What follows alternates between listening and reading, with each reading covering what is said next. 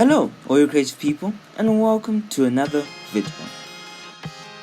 Welcome to this new episode on Frontline. It's the first fully dedicated video towards Frontline that isn't a part of the Coding Challenges series.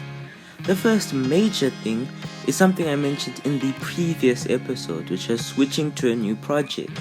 So now the Frontline series won't be on GitLab, but you can still get all the code that was done in the last two videos on GitLab right now, but anything past those two videos is not going to be out for public. Anyways, now that that's been covered, we can go to the UI. The first thing I did, worked out my health, the money system, all that type of stuff. In the end, we'll have some extra stuff happen, but I won't talk about that too much right now. But while I was working on the UI, I did also decide to work on the price code. This just made it so that the money system did kind of work. It wasn't in sync with the UI like it will be by the end of the episode. I can't speak much more on that any further. After doing all that whole price code things, I went to creating a new tower, the missile tower. Because which good tower defense game doesn't have missiles? And it's not just one missile tower, it's two. Because if I'm creating a new bullet script, I need to use it on more than one thing. Thank you very much. So the missiles will be used for the missile tower and the infinity missile tower, which is now officially the most overpowered tower inside of the game. Yeah.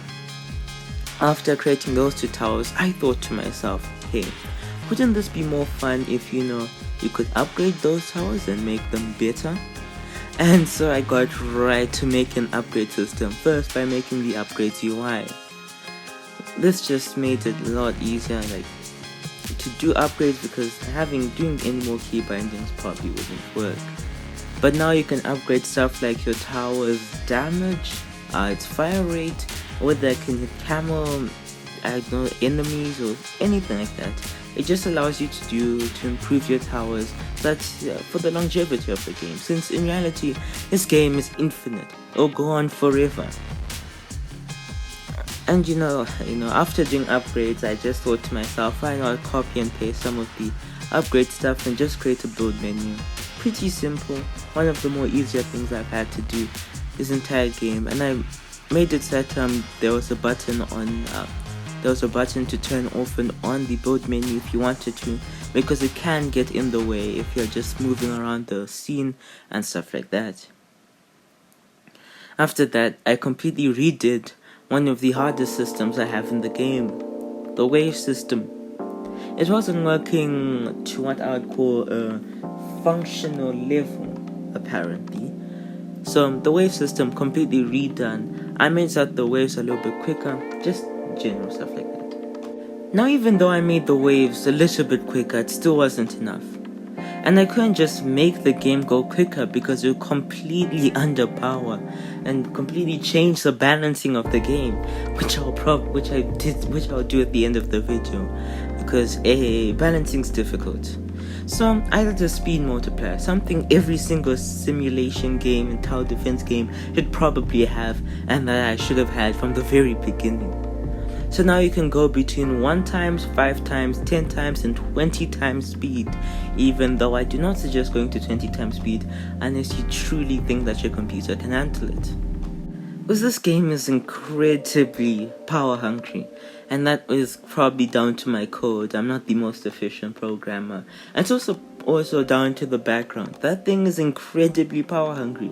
Turning off the background makes the game 5 times quicker. I'll probably have an option for that in the settings menu that I'll talk about in the future. After doing the speed multiplier, I went right to adding a new tower.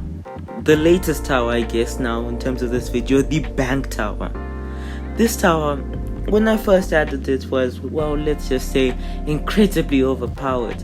In a couple seconds you could be spawning the most powerful tower in the game, the infinity missile tower, and that was really dumb, but I'll talk about that when you get to a future part of the video.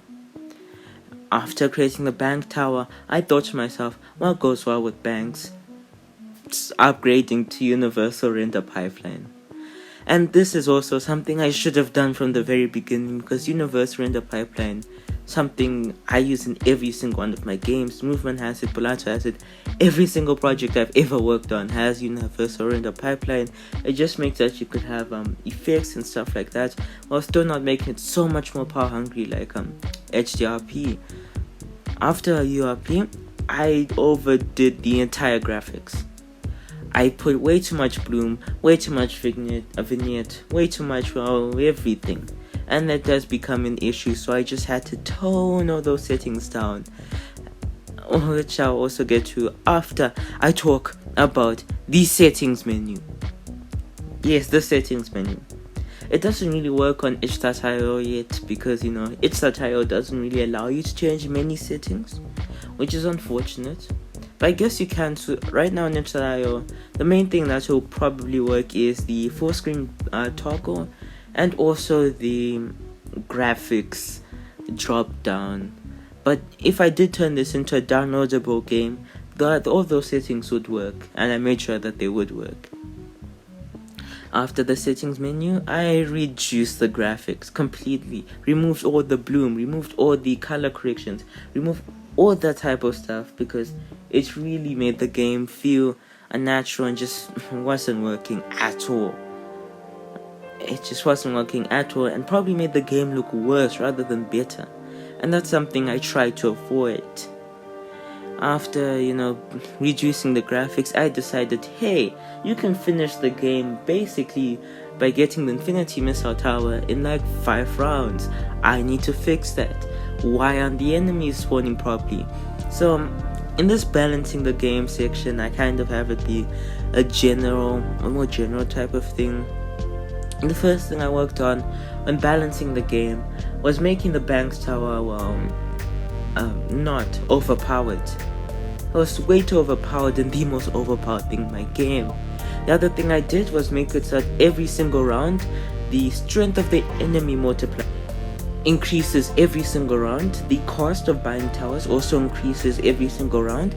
I think they both increase by 0.01, which is a pretty small number but can make a large difference. Also, at the beginning of the game, the price of all the towers are now double what they were last episode. So basically, the basic tower used to be about 100 in-game currency, now it is 200, and the bank tower used to be 250, now it is 500, and basically they're all just 2 times more expensive at the beginning of the game.